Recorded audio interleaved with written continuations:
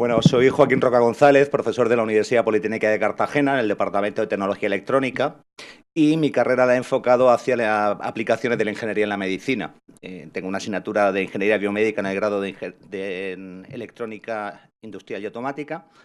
Y el título de la presentación, alguien podrá pensar que tiene una errata, lo de nuevas tecnologías, ¿no? Es casi un chiste. Recuerdo cuando empezábamos a ir a congresos en los años 90, trabajando para ayudas técnicas para personas con discapacidad, ahora atención a la diversidad funcional, y se hablaba de las nuevas tecnologías y hablábamos un poquito con sorna, porque ya esas nuevas tecnologías eran viejas. Entonces, por eso propongo el empleo de esas nuevas tecnologías. Tenemos que buscar una nueva palabra, valga la redundancia, para poder actualizarnos un poco a la realidad. A ver, bueno, no funciona. Vamos a ver. Bueno, he empezado con un tópico que creo que ustedes, más próximos a la atención al paciente, seguro de lo que voy a estar yo y muchos otros, les resulta muy familiar, lo que sería la atención a un paciente con migraña, esa gran patología que afecta a un gran número de personas y que puede ser bastante discapacitante. Y, bueno, ¿cuál es el fármaco de referencia número uno en atención a la migraña? Pues tendríamos que irnos a la aspirina. Y esa aspirina se conoce desde antiguo. De hecho, aparecen en el Dioscórides como las aplicaciones de la corteza del sauce blanco, pero hubo que esperar al siglo XIX hasta que pudiéramos sintetizarla. De hecho, la historia de la aspirina es apasionante. Hay incluso algunos clínicos y expertos farmacológicos que dicen que a día de hoy probablemente no se autorizaría su uso debido a algunos efectos secundarios, bueno, pues las rígidas normativas y regulaciones que tenemos hoy en día. Y eso se debe a que el proceso innovador en el sector farmacéutico es bastante complejo y está muy regulado. Lo que tienen ahí en pantalla es un esquema, probablemente no está actualizado, del proceso que se sigue para conseguir la autorización de la FDA. ¿Vale? Como vemos, la tasa de éxito es muy pequeña, apenas un 0,6% de todas las iniciativas que se emprenden llegan al mercado. Y todo lo que hacen las farmacéuticas, gran parte de ellas, va orientado a desarrollar lo que sería un blockbuster, ese medicamento que sea de primera necesidad y que le genere una gran cifra de ventas.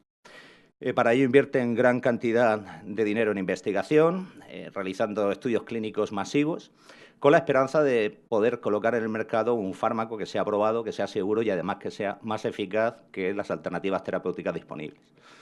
Bueno, pues este es un esquema que a día de hoy tendría que también que seguir la aspirina. Y hablamos de aspirina como un fármaco, como un químico, una molécula. Pero hay otras dianas terapéuticas y hay otras formas también de tratar esa migraña. Y me gustaría presentarles esta.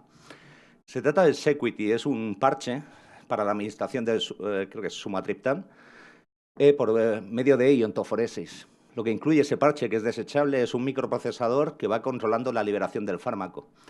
Al hacerlo de forma a través de la piel, lo que se consigue es reducir de forma muy significativa los efectos secundarios que de otra forma tendría el fármaco de ser ingerido por otra vía. Y es un ejemplo de lo que supone la innovación tecnológica en el sector de la medicina, de la atención primaria y de la aplicación de las nuevas tecnologías al cuidado de la salud.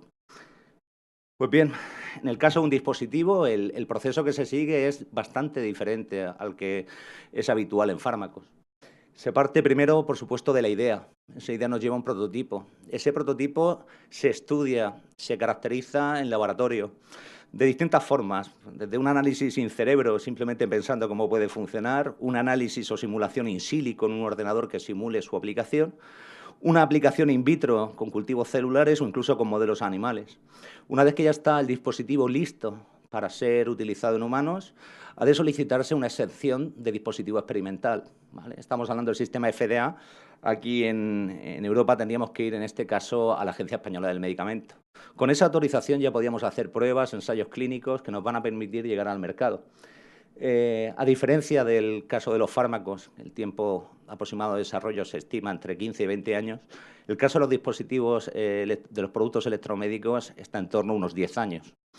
Y eso, que parecería bueno porque podemos conseguir una solución a corto plazo que se pueda trasladar al sistema de salud, el inconveniente que tiene es que nos mete una gran presión a los ingenieros por desarrollar equipos que luego ya no queden obsoletos pronto. La investigación en tecnología sanitaria se hace, bueno, ahí me han fallado los clínicos, pero por favor, juro que ahí estaban los clínicos, a través de equipos multidisciplinares entre especialistas del entorno tecnológico, del entorno científico y ustedes, que son los interesados, los conocedores de la realidad del problema y de las ventajas que las distintas soluciones pueden aportar. Por supuesto, contando con asesores externos, con expertos y, cada vez más importante, la presencia del joven investigador, tanto a nivel de universidad, doctorandos, como a nivel de residentes en formación.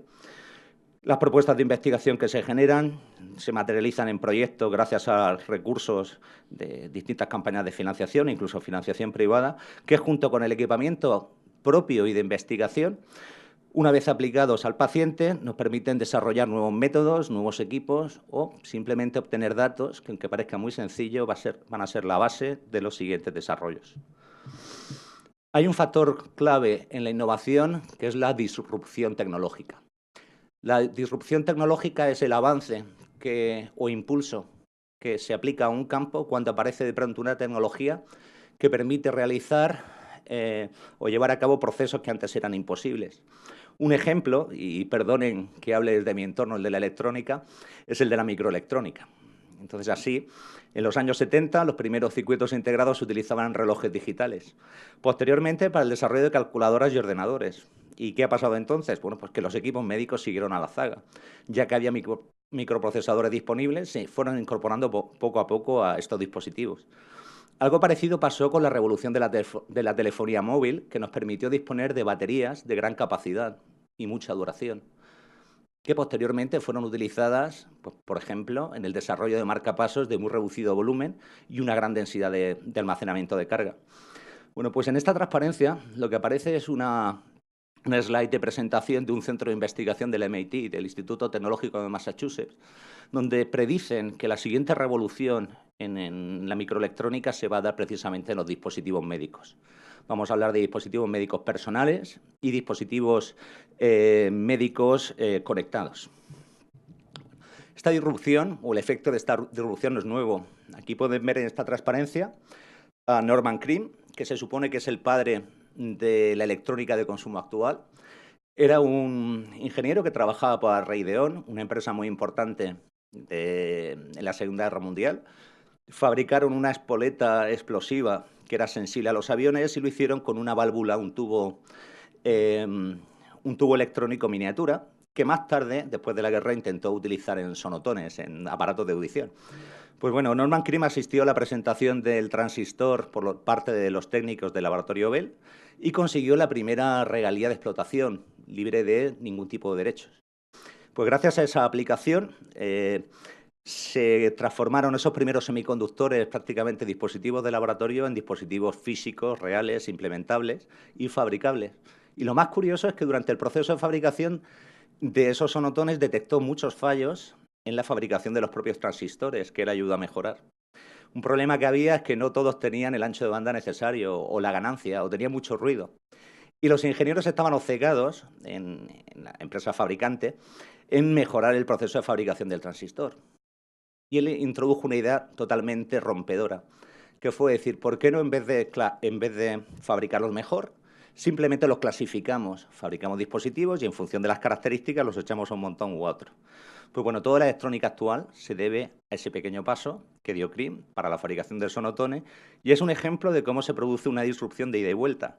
La introducción del transistor favorece que se desarrollen audífonos y estos audífonos permiten que se mejore la fabricación del transistor. Algo que hizo posible que Medtronic introdujera el primer marcapasos implantable muy poquitos años después. De hecho, fue la tercera gran aplicación. Primero fue el sonotone, a continuación una radio, el Regency TR1 y finalmente el marcapasos externo de Medtronic, gracias pues, a esta disrupción tecnológica. Bueno, pues si fuéramos a ver un equivalente a día de hoy, pues podríamos ver dispositivos como ese, una bomba de infusión. Esa bomba de infusión hace uso de multitud de recursos tecnológicos que se han desarrollado en otros campos de la industria y que finalmente se han aplicado a la medicina. Ahí ya vemos que es algo bastante más lejano de una jeringuilla normal de lo que podíamos imaginar. Hay una o varias CPUs, por ejemplo, un sistema de administración de Propofol suele tener 2 CPUs que funcionan en paralelo. Tenemos también sistemas de carga de baterías, control de motores de precisión, sensores de presión. La tecnología que hay detrás es muy grande y ha posibilitado el desarrollo, por ejemplo, de estrategias terapéuticas que hasta antes eran muy difíciles. El mantener una infusión continua 24 horas era realmente difícil antes de la aparición de estos dispositivos. Bueno, la técnica nos da recursos. Los ingenieros desarrollamos en colaboración con los clínicos, pero esos recursos tienen que llegar, esos desarrollos tienen que llegar al sistema de salud. Y nos encontramos con un problema muy grande, sobre todo es la legislación. Al tratarse de dispositivos críticos, la legislación implicada es muy estricta. Algunos sistemas son más estrictos que otros y aquí podemos ver como, por ejemplo, el mismo dispositivo ha sido aprobado en la Unión Europea y, sin embargo, todavía no ha recibido la clearance de la FDA. Vemos que hay retrasos, pues en este caso vemos de 24, 29, 46 meses. Hay algunos casos más sangrantes, estamos hablando hasta de 60 meses de retraso, desde que se produce un dispositivo y solicita su autorización hasta que este finalmente llega a los pacientes. Y esto se debe fundamentalmente a seguridad. Queremos estar seguros de que esos equipos funcionen y no incrementen el riesgo en el paciente, que lo único que aporten sea beneficio y no riesgo. Bueno, pues son algunos aspectos de la innovación que se centra pues, en distintos campos. Y una forma muy buena de ver dónde trabaja esa innovación tecnológica al servicio de la salud es esta ilustración de Eucomet, donde podemos ver cómo orientar el desarrollo de productos en función de las etapas de la vida de cada usuario. Ilustra muy bien una realidad, y es que el mayor esfuerzo se está realizando en la atención, sobre todo, a personas adultas, ya llegando casi a lo que sería una tercera edad, con 2 motivos. Primero, porque es donde más patologías se van a desarrollar, y segundo, porque si conseguimos mejorar el estado de salud de estas personas, serán más autónomas.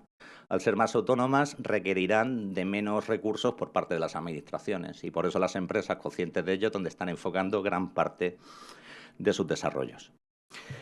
Bueno, a la hora de innovar, además de saber para quién y en dónde, hay que recurrir a lo que se llama un paradigma de diseño, es decir, en qué me voy a fijar o qué característica voy a considerar importante a la hora de diseñar un equipo. Los primeros equipos médicos, pues desde los simples bisturís desarrollados prácticamente ya en la antigua Grecia, antiguo Egipto, lo único que buscaban era la funcionalidad, que cubriesen con la función que tenían que realizar. Posteriormente, por ejemplo, en los años 40, tras la Segunda Guerra Mundial, irrumpe la ergonomía y se busca que esos dispositivos, además de ser funcionales, sean ergonómicos. De nuevo, el ejemplo del bisturí es muy bueno. Se busca que, además de cortar y poder controlarse con precisión, no induzca un gran nivel de fatiga en la persona que lo está manejando durante largo tiempo. Es un ejemplo de la ergonomía. Bueno, pues los paradigmas actuales han pasado primero por lo que sería también la tecnología. Un ejemplo es la disrupción de sistemas microcontrolados en los años 80 y 90. Posteriormente, lo que sería la apariencia y la estética, lo llamamos el efecto Macintosh, ¿vale? Entonces, antes de Macintosh los ordenadores eran cajas muy feas, muy poco atractivas para el usuario. A partir de ese momento, el diseño del equipo forma parte de o aporta otro de los valores más importantes a la hora de la compra. Y eso también llegó a equipos médicos. Más adelante se incluyeron paradigmas como el del diseño universal, es decir, que el equipo pudiera ser fácilmente usado por distintos usuarios y fuera capaz de adaptarse a distintas circunstancias. Y finalmente, un paradigma de reciente introducción sería el diseño centrado en la experiencia del usuario o lo que se llama también el diseño emocional. Lo que busca este paradigma es que el uso sea muy intuitivo, que evite los errores. Y un ejemplo muy claro lo tenemos en el iPhone. ¿Alguno de ustedes ha impreso alguna vez el manual de un iPhone? ¿Saben si existe el manual? ¿Cómo se aprende a manejar un iPhone? Es intuitivo, pero no quiere decir que seamos muy listos y que los niños de 2 años sean muy listos cuando hacen así con el dedo, no. Es que ha habido un grupo de ingenieros que se ha esforzado en precisamente estudiar nuestro comportamiento y en ponernos un sistema que está esperando que actuemos como realmente actuamos. Y por eso es tan intuitivo y tan sencillo. Si logramos trasladar esa experiencia al desarrollo de equipos médicos, bueno, pues habremos conseguido aumentar muchísimo la seguridad, aumentar también la velocidad en la respuesta, la atención al paciente y disminuir pues, cualquier incidencia debido a un mal funcionamiento. Aquí ven otra representación de esos paradigmas de innovación y la importancia relativa de los mismos a lo largo del tiempo. A día de hoy un equipo tiene que funcionar, pero además de funcionar tiene que ser cómodo trabajar con él, tiene que ser intuitivo y además tiene que ser agradable, no solo para el especialista, sino también para el paciente.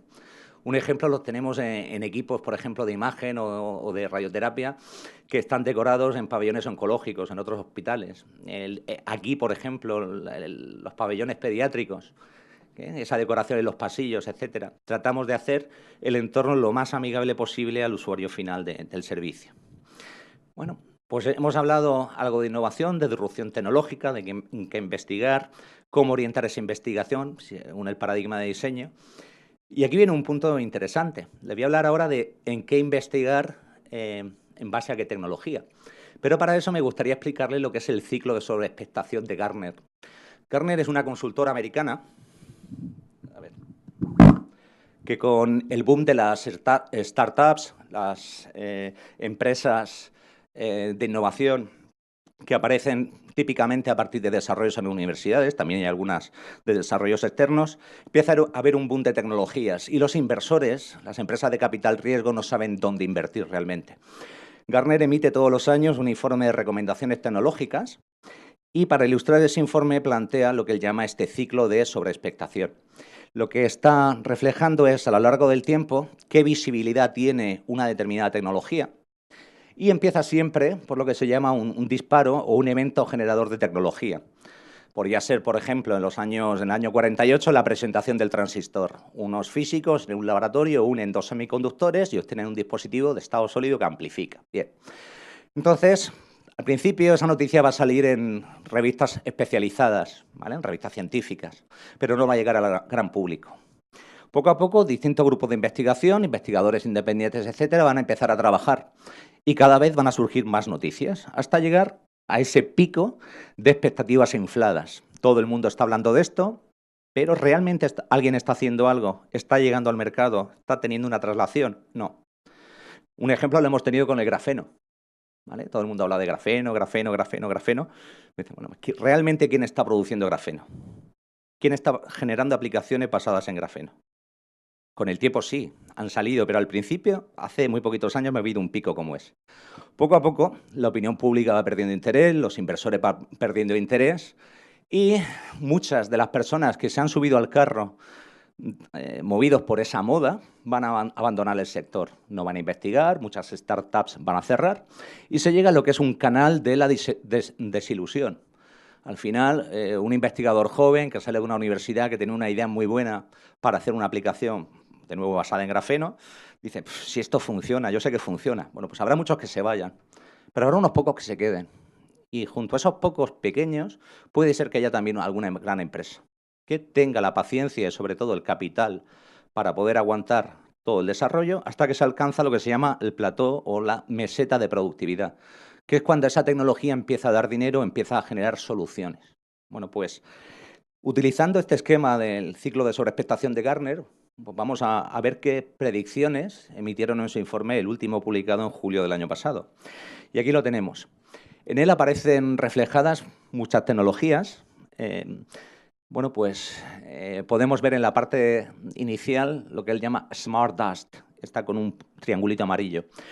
Smart Dust sería el polvo inteligente y la idea es que cualquier tipo de partícula, cualquier tipo de objeto, de elemento, pueda tener una conectividad. Y esa conectividad permita que este elemento conectado incorpore sensores y generar grandes mallas de sensores que podemos desplegar. Incluso, por ejemplo, podríamos pensar en inyectar a un paciente un montón de micro-nanorobots dotados de elementos sensores y poder medir el conjunto de la información que están generando.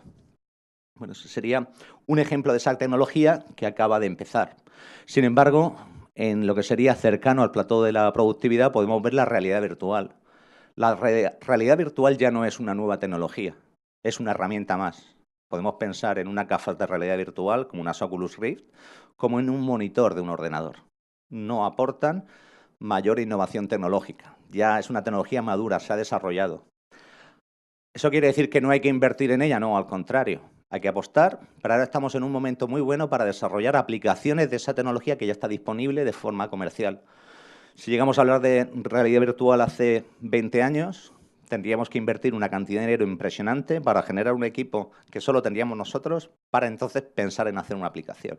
Ahora ya tenemos los equipos y podemos desarrollar nuevas aplicaciones. Bueno, pues ese ciclo de sobreexpectación de Gartner, esa previsión, engloba las tecnologías en 3 grandes grupos. Por un lado, lo que sería la inteligencia artificial en todos los lugares, ¿no? Otra aplicación serían las experiencias transparentemente inmersivas y, finalmente, las plataformas digitales. Bueno, con esos nombres y con nombres técnicos como Deep Learning, Machine Learning, Cognitive Computing, Edge Computing,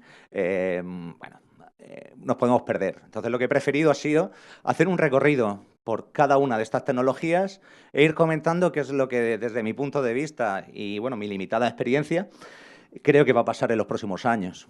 Entonces, bueno, si hablásemos, por ejemplo, de inteligencia artificial, podemos ver cómo hay elementos de inteligencia artificial que se encuentran pues, ahora en lo que sería en su inicio, como es, por ejemplo, la inteligencia general artificial, y otras tecnologías, como por ejemplo sería la gestión de taxonomías y ontologías empresariales, que ya está más cerca de lo que sería ese plató. A modo de ejemplo, comentar gestión de taxonomías y ontologías. Bueno, pues muy fácil. Léxico, vocabulario, formas de describir elementos y formas de describir acciones o decisiones. Cuando ustedes toman una decisión clínica, a nivel cerebral, están integrando una serie de conocimientos, están cruzando las evidencias físicas que le aportan pues, unos sensores o unas medidas o simplemente la observación, ese ojo clínico del especialista, con ese conocimiento y van a recurrir a una solución que puede ser, por ejemplo, la dosificación de un fármaco. Y ese fármaco lleva un esquema de dosificación que dice para pacientes entre tantos años y tantos años tal cantidad, si tiene tal patología se le reduce en tanto, si tiene tal otra se le aumenta en tanto, etcétera, etcétera. Bueno, pues ese tipo de conocimiento es el que hay que plasmar de una forma formal en ecuaciones para que un sistema de inteligencia artificial pueda funcionar. Los sistemas de inteligencia artificial son inteligentes, pero solo si les alimentamos con la información que ellos necesitan. De hecho, no van a inventar nada. Aquí pueden ver las aplicaciones de la inteligencia artificial dentro de ese epígrafe de Gartner, en las cuales se está trabajando hoy en relación con lo que sería la medicina. Una importancia muy grande la tiene el campo de lo que sería la computación, la lingüística computacional, el análisis de los textos. ¿Por qué? Porque ahora buscamos Big Data.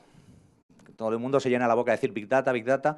¿Qué es el Big Data? Pues Big Data es lo que hace Amazon o lo que hace Carrefour o lo que hace multitud de empresas que cruzan pues, una serie de variables de un consumidor en particular y son capaces de hacer un perfil y decir, bueno, pues yo sé que las personas que compran neumáticos de este tamaño a las 10 de la noche suelen comprar también una manta de viaje de tal características.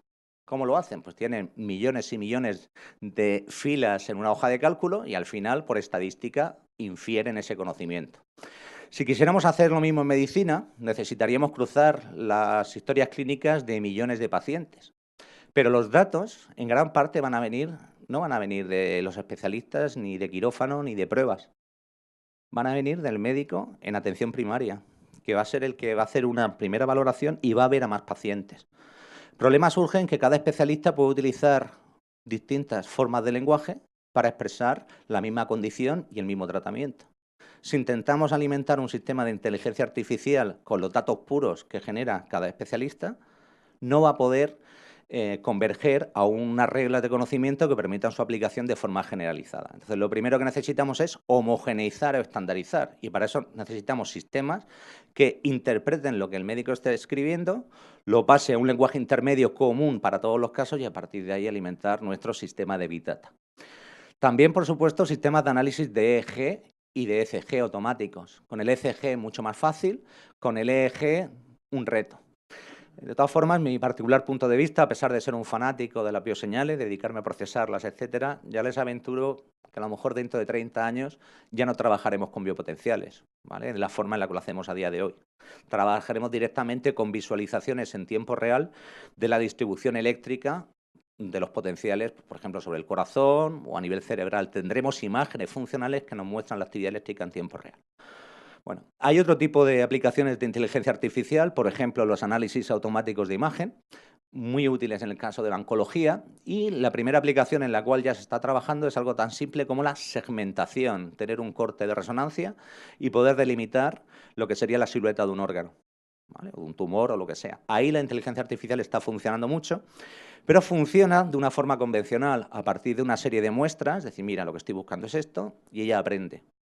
Lo que se busca ahora es no decirle cómo tiene que segmentar ese tumor, sino que sea el propio sistema el que sea capaz de reaccionar de la forma similar a que la hace un radiólogo, mostrándole millones y millones de casos, casos normales y casos patológicos, y que él, de forma automática, genere las reglas que le permiten delimitar esas zonas. Ya ahí estaríamos hablando de técnicas de deep learning, aprendizaje profundo, que se ha visto que tiene mucho éxito, por ejemplo, ahora mismo en el ajedrez. El famoso AlphaGo de Google es un sistema que ha aprendido a jugar al ajedrez, no sé si ha sido en 7 o en 14 horas, y ha batido al actual campeón del mundo. Lo importante es que a ese sistema nunca le han enseñado a jugar, simplemente le han enseñado partidas, partidas, partidas, y él ha aprendido automáticamente cuáles son las reglas del juego y las estrategias ganadoras. Es un ejemplo de lo que sería ese deep learning. Claro, hemos hablado de Big Data, de lingüística computacional. Otro problema que tenemos con Big Data es precisamente eso, los datos, la privacidad de los mismos. Estamos en un escenario en el que se acaba de aprobar el nuevo Reglamento General de Protección de Datos y si queremos trabajar con Big Data vamos a necesitar muchos datos. Tenemos que garantizar que el uso de esos datos sea responsable y se realice de forma anónima. Ahí he tratado de reflejar en esta transparencia la miríada de fuentes de información, de datos que se generan en un sistema sanitario. Si esa información cae en malas manos, bueno, pues puede haber problemas. ¿Qué pasa, por ejemplo, si una compañía de seguros se hace con el expediente médico de una determinada persona? ¿Va a ajustar su cuota de su seguro a la realidad médica? ¿Es eso legal? ¿Es eso ético? Vale. Recientemente hay una anécdota muy buena. Una empresa americana de seguros médicos envió a unos clientes unos cepillos de dientes y eléctricos y conectables por Bluetooth. Al cabo de 3 meses le enviaron un correo electrónico preguntándoles por qué no estaban utilizando los cepillos de dientes. Dice, ¿qué pasa? Fue muy fácil. Había una aplicación que no solo controlaba para el usuario su actividad y si se lo había limpiado o no, sino que además le enviaba esos datos a la compañía de seguros. Si yo en base a esos datos modifico mis cláusulas del seguro dental, ya estoy cometiendo pues, una irregularidad. Pues tenemos que tener mucho cuidado con todo el tema del uso responsable de los datos, ya no solo para Big Data, para ese tipo de grandes aplicaciones, sino también en investigación. Pensad que ahora, por ejemplo, una secuencia de ADN, un perfil genético de una persona, está identificativo como su firma. Y, de hecho, el nuevo Reglamento General de Protección de Datos, por ejemplo, implica que esos datos no se pueden distribuir, incluso no pueden cruzar fronteras. Hay que solicitar una autorización para compartir esos datos, algo que, sin embargo, los paradigmas de investigación del Horizonte 2020 van en la ruta contraria, van a sistemas colaborativos, ¿no? Entonces, bueno, pues para que vean la importancia de esos datos y de cómo obtenerlos, he querido poner esta captura de una página web. Es de un proyecto, el proyecto Baseline. Está liderado por grandes universidades como Duke o Stanford y colaboran con ellas pues, empresas como Google. Lo que van buscando es precisamente datos, pero van buscando patrones de datos normales. Lo que quieren tener es distribuciones estadísticas reales y multidimensionales de distintas categorías para ciudadanos pues, de todo género, edad, origen racial, etcétera. Y ahí podemos ver cómo se están recopilando pues, algo tan simple como las horas de sueño que duerme una persona, su ritmo cardíaco, su nivel de audición, su ingesta, niveles de glucosa, etcétera.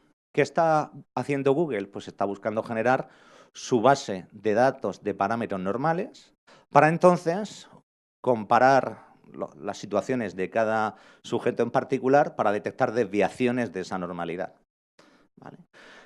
El paciente estándar ya no mide 1,70 m, 40 años, 70 kilos. ¿Vale? Entonces ahora no podemos hablar de pacientes estándar, no podemos de igual forma prescribir para todo el mundo la misma dosis de un fármaco. Habrá que hacer una medicina personalizada y sin esos datos pues, no va a ser posible. Aquí se ve una aplicación de esas técnicas de Deep Learning a salud, buscando lo que sería esa medicina personalizada. Claro, para obtener datos, pues los puede introducir el usuario en este caso, o también los podía meter el especialista médico. Pero ¿por qué no utilizar sistemas ya inteligentes? Tenemos ejemplos como los interfaces de usuario conversacionales, algo que hace unos años parecía una locura de ciencia ficción, típico HAL de 2001, Odisea en el espacio, y que a día de hoy nos parecen tan normales, pues el Google Home o el Alexa de Amazon. Esos altavoces que cuando yo digo Google, pídeme una pizza, automáticamente realiza el pedido de la pizza favorita a Telepizza y la tengo en un cuarto de hora, sin tener que salir de la ducha, por ejemplo, ¿no? Sería un ejemplo de una aplicación real. Bueno, pues ya hay empresas que están haciendo lo mismo con nuestras bioseñales y tenemos dos ejemplos. Por un lado, CIO, que está colaborando con Stanford, y aquí muy cerquita, en Murcia, la iniciativa Copcar con dispositivos Nuvo, que creo que son valencianos, donde se buscan aplicaciones bastante similares. En estos casos, detectar episodios o alteraciones significativas en la actividad cardíaca para generar una atención, una respuesta rápida. ¿Vale? En ambos casos lo que se hace, va a ser lo mismo.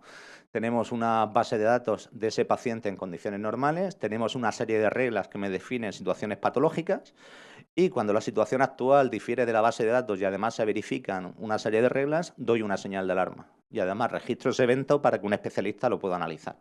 ¿Vale? A día de hoy necesitamos el especialista final. ¿Qué sucedería si en un futuro no muy lejano sea todo automático y automáticamente tengas una alerta en el punto en el que te encuentras, enviando esos datos e integrándolos en el sistema de salud para que la propia ambulancia del 112 ya sepa lo que te pasa y pueda comprobar el ECG que te hace en el momento con el que has registrado el dispositivo? Es un poquito a dónde vamos. También en esta línea, muy importante, los sistemas de ayuda al diagnóstico. Y dentro de ellos tenemos realidades ya como Watson. Watson es un sistema, no me gusta decir experto, es un sistema inteligente que realiza metaanálisis en tiempo real de publicaciones científicas médicas. En concreto, tiene una base de datos cerrada con publicaciones en revistas indexadas de prestigio y entonces lo que hace es, ante un caso clínico en particular, revisa la bibliografía y emite un análisis instantáneo haciendo una sugerencia al especialista en cuestión sobre pues, la patología que puede tener esa persona, una valoración de la misma, incluso una recomendación terapéutica.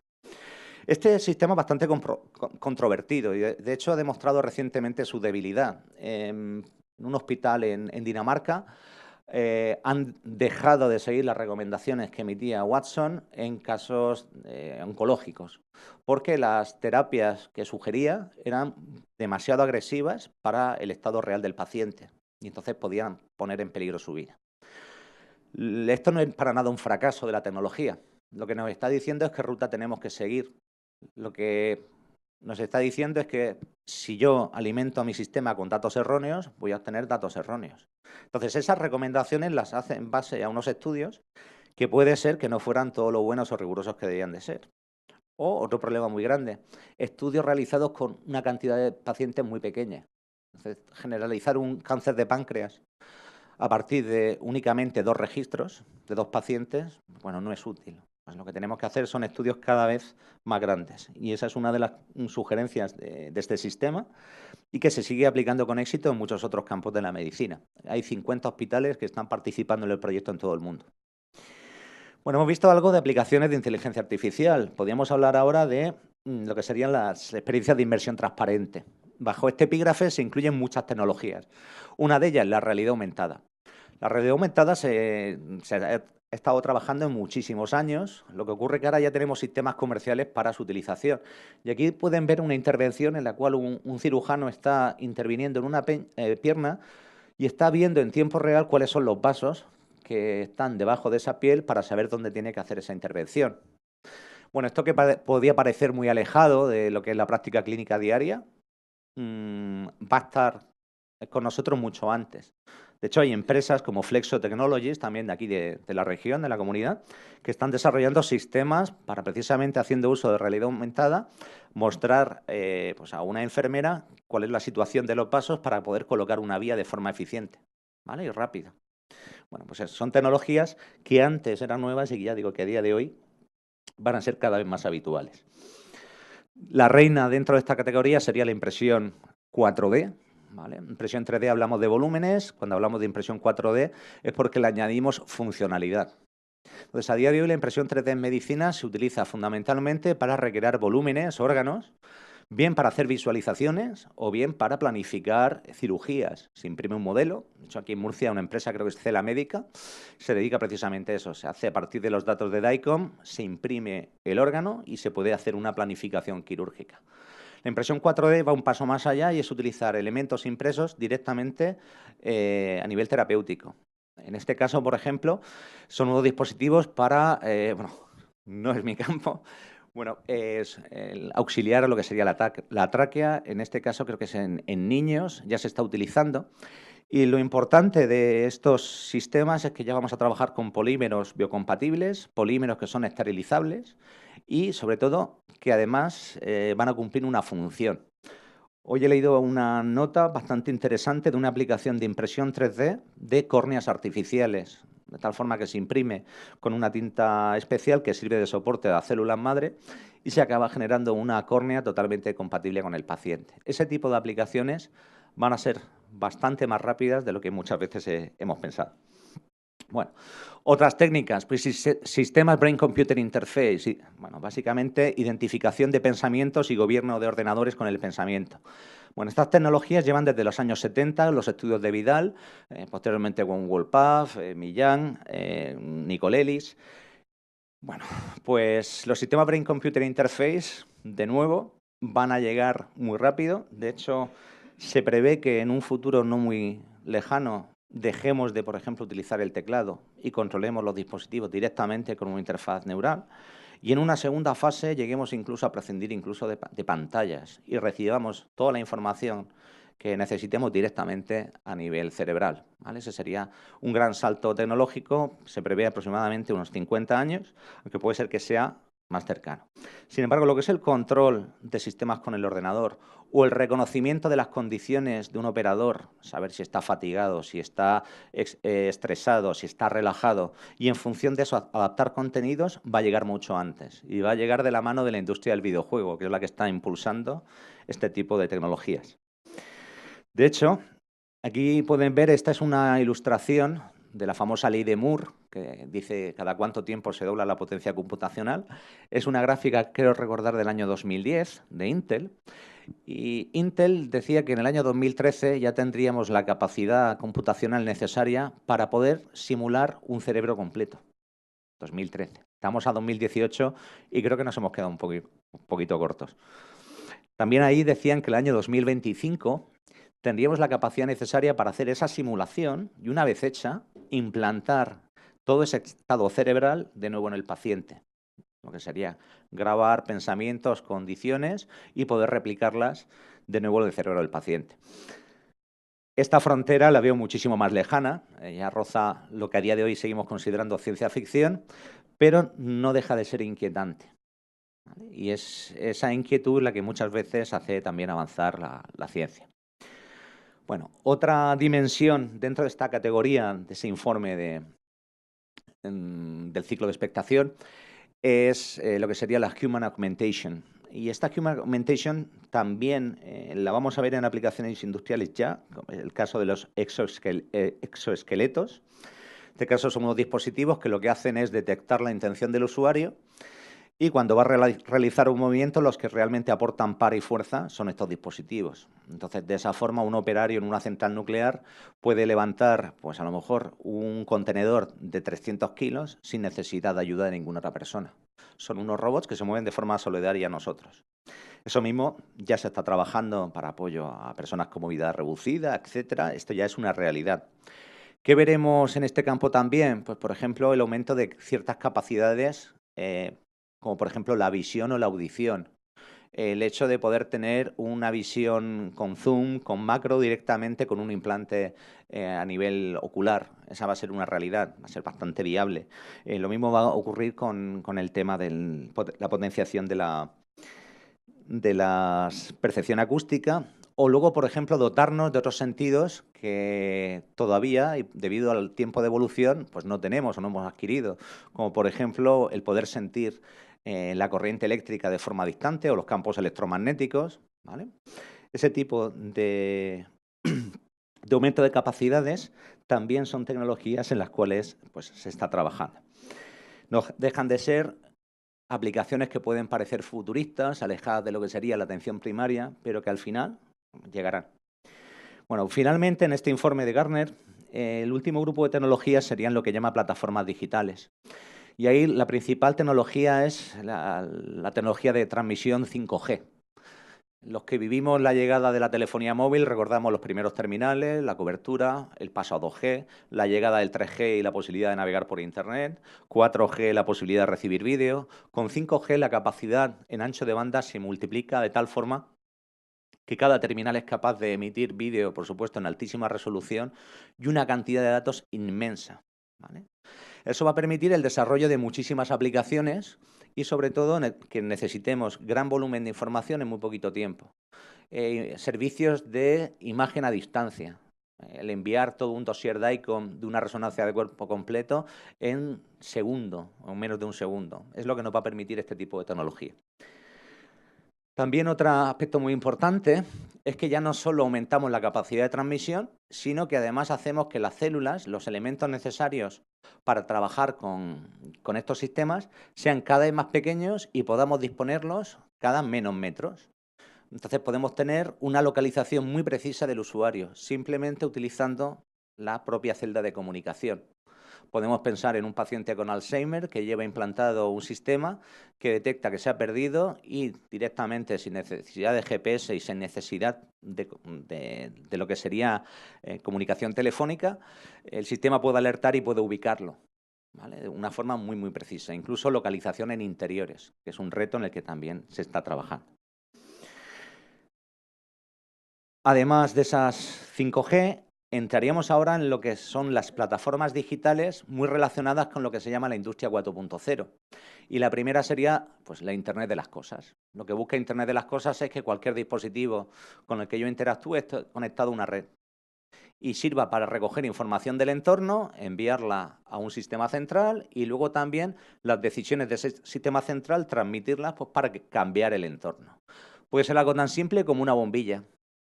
Imagínense que todas las bombillas de un hospital como este están conectadas y podemos saber cuál está fundida, cuál no está fundida.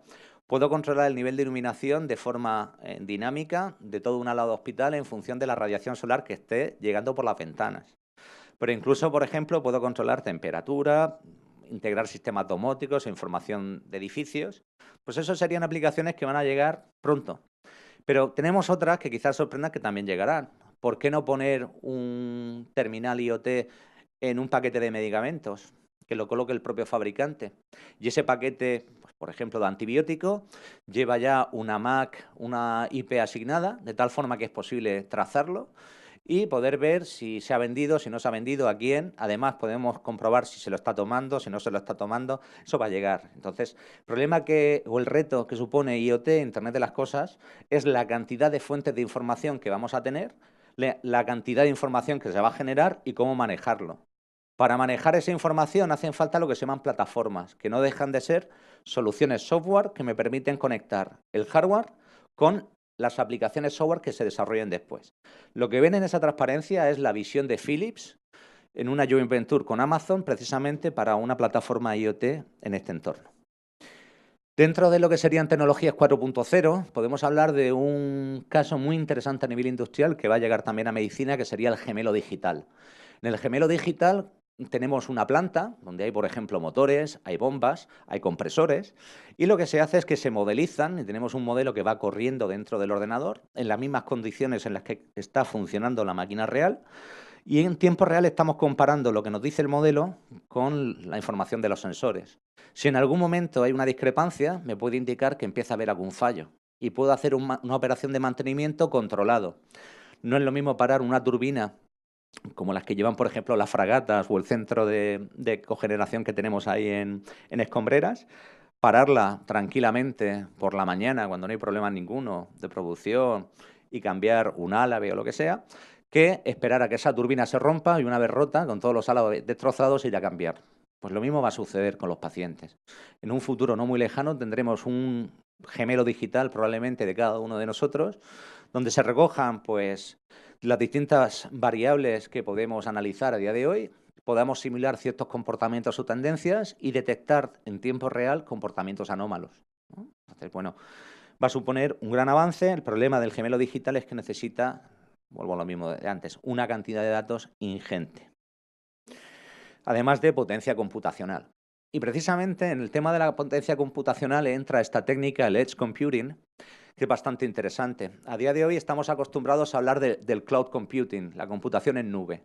En la nube no solo guardamos datos, no solo sube datos nuestro iPhone o nuestro teléfono Android, también se hacen cálculos. Y ahora muchos dispositivos como el Alexa, etcétera, envían la información, se procesa en la nube y se devuelve el resultado. Cuando yo le digo a Siri que me traiga una pizza, el reconocimiento no lo hace el teléfono, lo hace un servidor en la nube. Bueno, pues el edge computing lo que dice es que hay muchas de esas tareas que no tienen por qué realizarse en la nube y que la pueden hacer los propios dispositivos. Entonces, lo que van a hacer es liberar a la nube de gran parte de esa tarea. Eso va a hacer el edge computing. Podemos pensar en una instalación en una UCI donde tengamos 40, 50, 80 pacientes, cada uno con su equipo de monitorización, y que el equipo de monitorización, en lugar de enviar la alarma a la centralita, todos los equipos funcionen, todos los de una sala, como un gran superordenador, procesando la actividad de cada uno de los pacientes, haciendo un procesamiento, se generen alarmas automáticas y si esa alarma es crítica, se lance una señal a lo que sería ya la centralita, con un procesado ya hecho y un cálculo ya hecho. Quien dice eso dice sensores personales que también hagan cierto tipo de computación, ¿no? Para no tener que saturar la red. Además, también el edge computing es muy importante cuando hay aplicaciones que no pueden estar conectadas a la nube por seguridad. En el caso de datos médicos, pues sería una de esas circunstancias. Y bueno, de las aplicaciones reinas, blockchain, las cadenas de bloques, le sonará el Bitcoin famoso, ¿no? Bueno, pues el secreto de Bitcoin, sobre todo, ha sido el crear una divisa que no está respaldada por ningún banco. Y no está respaldada por ningún banco porque es la propia red de clientes blockchain la que se encarga de mantener lo que serían los libros contables. ¿Cómo se genera un Bitcoin? Pues bueno, pues básicamente hay que llevar a cabo un trabajo. Ese trabajo exige una prueba de que lo he hecho. Puede ser algo tan complicado como, oye, encuentra el número primo siguiente a tal número, ¿vale? Y eso exige un cierto cálculo. Durante ese tiempo de cálculo estoy consumiendo un recurso computacional y estoy consumiendo una electricidad. Eso al final se traduce en un dinero. Al final, el precio del Bitcoin va a ser el dinero que necesite para producirlo. Y ahí va a ser cuando su precio se va a estabilizar. Bueno, eso simplemente lo he dicho para que entiendan cómo se genera. ¿Pero cómo se registra? Bueno, pues la idea es que cuando yo genero un Bitcoin, lo que hago es generar una transacción y esa transacción la voy a lanzar a la red como un bloque. Ese bloque llega a todos los ordenadores que están metidos en esa red y comprueban si ese bloque que yo quiero introducir en la cadena cumple o no cumple las condiciones. Si lo hace, lo añaden a la cadena, lo dan por válido y todos tienen esa cadena. Todos saben que se ha generado un Bitcoin y que el dueño es fulanito. Cuando ahora fulanito se lo manda a menganito, genera una transacción nueva y dice, vale, este Bitcoin que lo tenía yo, se lo voy a pasar a menganito. Y hace el mismo proceso. Esa transacción llega a la red comprueba que la transacción es válida porque fulanito tenía el Bitcoin original y menganito no, y permite que esa nueva transacción se introduzca y se ponga detrás de los bloques que ya estaban. Por eso se llama cadena de bloques. La ventaja que tiene es que para poder alterar un bloque único tenemos que tocar toda la cadena. Y eso computacionalmente es muy caro. No podemos falsificar Bitcoin porque tardaríamos más tiempo en romper la cadena que en fabricar uno nuevo. Esa es la fortaleza que tiene. Ahora, ¿para qué se utiliza fuera de lo que es Bitcoin, el blockchain? Para certificar documentos. Cuando yo hago, por ejemplo, un firmado digital, que ya cada vez más hacemos con nuestra firma digital, firmar un documento electrónico, imagínense que en vez de firmar un documento fueran recetas, prescripciones médicas y tuviera una gran cadena de bloques que fueran todas las recetas que se emiten a lo largo del año en la región de Murcia, por ejemplo. De esa forma tendríamos un sistema de receta electrónica que sería muy difícil poder atacarlo por parte de piratas, porque tendrían que alterar toda la cadena de recetas y eso es algo computacionalmente muy ineficaz para poder modificar solo una de ellas. Lo mismo podría pasar cuando intentamos transmitir datos médicos. Podemos tener una cadena de bloques que sea simplemente un transporte, como si fueran sobres, expedientes que van de un sitio a otro con información médica. Esa información, por supuesto, va encriptada con una clave privada dentro de cada uno, pero vamos a utilizar el propio blockchain para evitar que alguien pueda acceder a la información. ¿Vale? Entonces, quiero decir que es una tecnología que no se limita a las criptodivisas, sino que va a tener muchísimas aplicaciones. He comentado pues, esos dos ejemplos, el ejemplo de la receta electrónica y el ejemplo del expediente médico, que considero que son susceptibles a ser implementados utilizando estas tecnologías. Bueno, una de las cuestiones más importantes en Bitcoin es que ya ha aparecido hardware específico para el minado de Bitcoin. Bueno, pues también ha aparecido hardware específico, en este caso, para simular neuronas y circuitos neuronales. Aquí pueden ver, esta es una placa madre que está compuesta por un array muy grande, una matriz de chips neuromórficos que simulan conjuntos de neuronas. ¿Y eso para qué nos sirve? Pues para implementar sistemas de aprendizaje automático de la misma forma en la que lo hace nuestro cerebro. Ahí no hay instrucciones de ordenador, ahí no hay unos y ceros, ahí lo que hay son neuronas que se disparan, está la integración de señales sinápticas, la generación de lo que serían impulsos que viajan por un axón y que se propagan a otras neuronas. La ventaja, pues que se tienen sistemas de control muy precisos, muy rápidos y que pueden hacer funciones muy complejas, como por ejemplo, pues ahí en la ilustración se ve el control de un brazo robótico, de una articulación robótica, que es totalmente bioinspirado, ¿vale? Ahí no se ha producido ningún aprendizaje en un ordenador por casos de ejemplo ni nada por el estilo, sino que ha sido el sistema el que ha aprendido de la misma forma en la que nosotros aprendemos a montar en bicicleta, ¿vale? Un ejemplo de aplicación de la plasticidad. Bueno, pues aquí estaríamos hablando de hardware específicamente diseñado en ese sentido. Entonces, esta es una aplicación que a día de hoy se está trabajando bastante. Tardará más en llegar a lo que será una práctica clínica, pero sí lo veremos mucho antes en sistemas de control,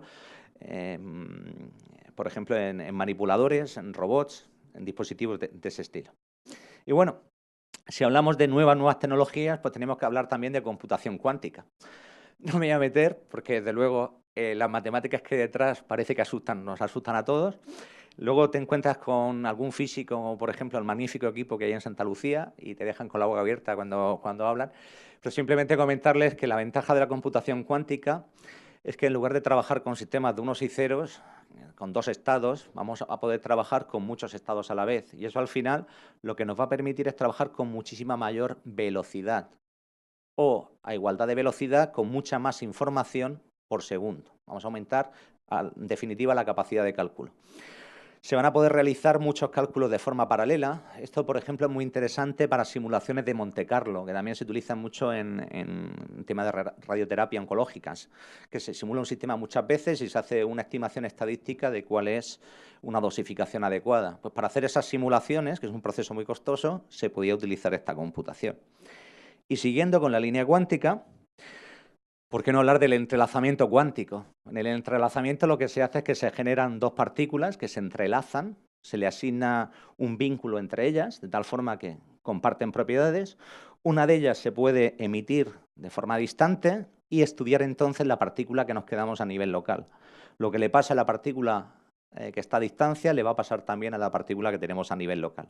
Ya se está utilizando en el desarrollo de lo que se llama el radar cuántico, que permite detectar los aviones indetectables, y es una aplicación que va a ser la que va a impulsar estas tecnologías.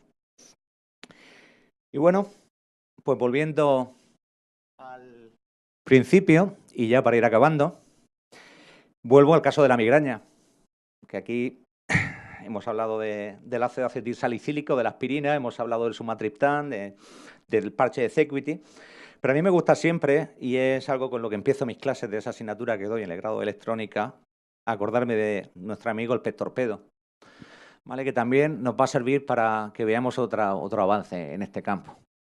Bueno, el pez torpedo ya citado por Escribonio en Largo como uno de los remedios naturales para los dolores de cabeza, y de hecho creo que es el único animal que aparece en el Dioscórides como que tuviera una aplicación médica en la época. Bueno, pues ese pez torpedo y esas descargas han inspirado sistemas como el que tenemos aquí, el Cefali, que es un dispositivo para el tratamiento de la migraña a través de la estimulación del nervio trigémino, que ha sido aprobado por la FDA pues hace relativamente poco, y creo que sumariza lo que sería una innovación, una nueva tecnología real y aplicada a lo que sería la medicina. Hasta dónde lleguemos con el Bitcoin, con la computación cuántica, con el deep learning, la inteligencia artificial, no lo sé, pero seguro que llegaremos. ¿Vale? Pues muchas gracias y quedo a su disposición.